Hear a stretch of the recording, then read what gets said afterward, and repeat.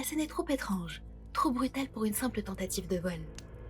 Pour ne rien arranger, personne n'a vu ou entendu quoi que ce soit. Ni quelqu'un sortir ou entrer de l'appartement, ni cris, ni bruit suspect. Et à part cette note étrange, griffonnée sur un papier, prendre les tickets pour AS, il n'y a aucun indice concret. Les enquêteurs passent en revue tous les AS possibles dans son entourage. Amis, collègues, proches, patients, élèves, mais aucun ne semble correspondre. Ou du moins, aucun ne retient leur attention. Les analyses médico-légales n'aident pas davantage.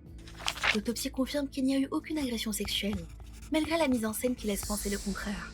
Et aucune empreinte exploitable n'est retrouvée sur les lieux. Les jours passent, les semaines aussi. Et malgré tous les efforts des inspecteurs, l'enquête piétine. Ils vérifient chaque nom, chaque appel passé depuis l'appartement, chaque visite reçue les jours précédant le drame. Ils explorent même la piste d'un rôdeur ou d'un inconnu rencontré dans la rue. Mais rien ne colle, rien ne tient. L'arme du crime appartenait à Teresita elle-même. Le mobile reste flou. L'affaire, qui semblait claire au départ, devient un mystère total. Ils ont une scène de crime, une victime, une arme, une date, une heure approximative, mais aucun suspect. Teresita a été tuée, son appartement brûlé, sans mobile apparent, sans témoin et sans la moindre trace exploitable. Alors petit à petit, l'affaire s'enlise. Elle n'est pas officiellement classée, mais glisse doucement vers la pile des dossiers non résolus. Teresita Pasa devient un nom de plus dans les archives, un mystère de plus à Chicago.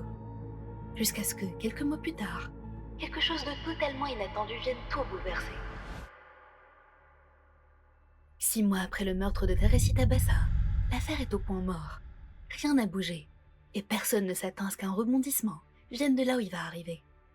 Un soir de juillet 77, un médecin du nom de José Chua contacte les détectives chargés de l'enquête. Il a l'air hésitant.